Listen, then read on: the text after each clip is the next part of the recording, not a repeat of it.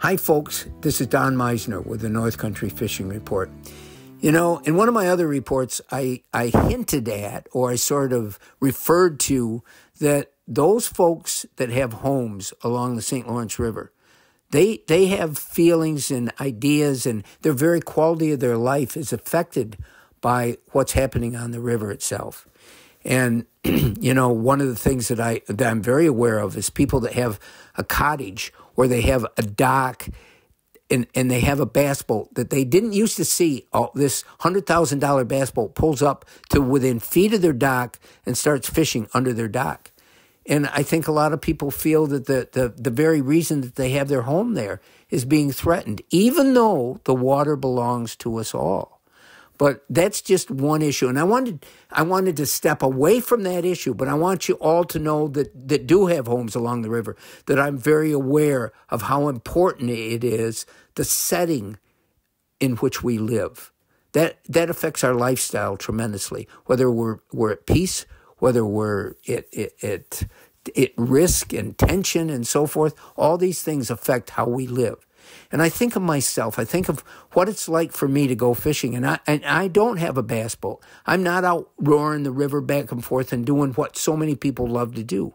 What I love to do is to go to some of the tributaries and some of the places that are removed from where most of us go.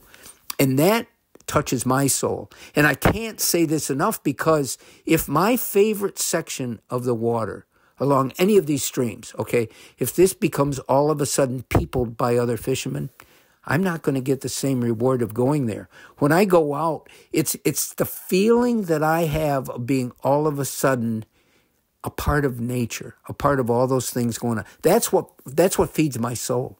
And that's when I have the greatest enjoyment of fishing. I can delve into the spiritual things that are happening to me. I can almost make time slow down as I think and reflect and take in every cast and everything I see around me, and the sounds that are coming from the woods around me, because I know there's no other people there. It hasn't been invaded by anybody except me, and I don't want to feel like I'm an invader. I want to feel a part of it.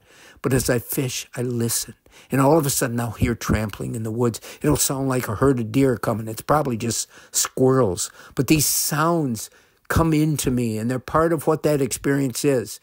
And I've said before, when I think back to all my incredible life days out fishing, the things that I remember are the things that happen during that day that aren't necessarily about the size or number of fish that I catch. I seldom remember that, but I remember those wonderful experiences of being a part of the nature around me.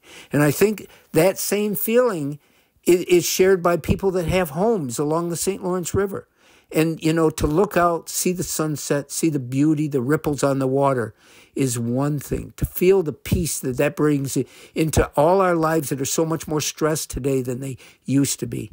But then to have the invasion of this new force of people and boats and speed and so forth, I'm sure that does affect people. And so that's why when we talk about talking together, I don't want our area to become a tourist-changed area like so many of the other places around the country, that tourism is their heartbeat.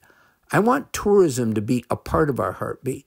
I want the money that comes from tourism to keep our hearts healthy. But I don't want us to change, because then we won't be the place that I can talk about where the lifestyle of the people is... It's a reflection of the resource and the nature around them. And that is what our life has been up here. We have a special history, a special background that makes our people unique. And I don't want to change that. But I also know that for our people to stay unique, we all have to eat. We all have to pay our rent or mortgage, and we have to be able to enjoy going out there and enjoying what life has to offer today. I know I'm being philosophical, but it's an important thing for all of us to remember. We don't have to reinvent the wheel. We don't have to change who we are. We just have to make who we are even brighter and happier, and we have the ability to share that with others. Until next time, folks, this is Don Meisner with the North Country Fishing Report.